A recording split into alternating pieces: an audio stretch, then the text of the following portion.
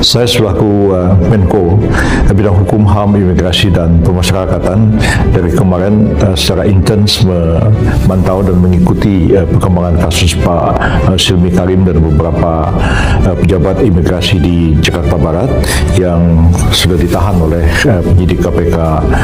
sejak tadi malam sampai ke pagi ini, dan kami semua sudah melakukan koordinasi. Tadi juga saya bicara agak panjang dengan Menteri Imigrasi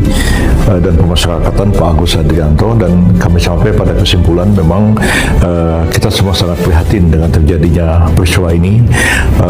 ketika pemerintah mencanangkan untuk mewujudkan reformasi birokrasi dan reformasi hukum untuk menciptakan satu pemerintahan yang bersih, bebas dari korupsi, tapi ternyata masih ada juga praktek-praktek korupsi yang terjadi di lingkungan pemerintahan, khususnya di bidang keimigrasian. Tapi setelah kami dalami kasus ini, ternyata bahwa yang disangkakan kepada Pak Silmi itu adalah kasus yang terjadi pada tahun 2023 sampai dengan tahun 2024 ketika beliau menjabat sebagai Dirjen Imigrasi pada Kementerian Hukum dan HAM pada waktu itu, bukan kasus yang terjadi pada saat beliau telah menjadi sebagai Wakil Menteri Imigrasi dan Pemasyarakatan sekarang ini. Meskipun demikian, kami sangat prihatin peristiwa ini terjadi,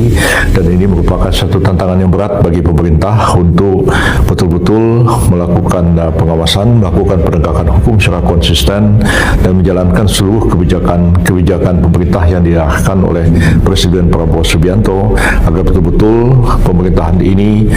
bebas dari korupsi dalam semua lini jajaran pemerintahan. Karena memang Pak Silmi Karim dan beberapa pejabat imigrasi di Jakarta Barat sudah, dan juga beberapa mantan pejabat imigrasi di tempat yang sama sekarang ini sudah diperiksa oleh KPK. Ya, kami hanya menegaskan bahwa ya mereka semua untuk kooperatif ya menjalani pemeriksaan dan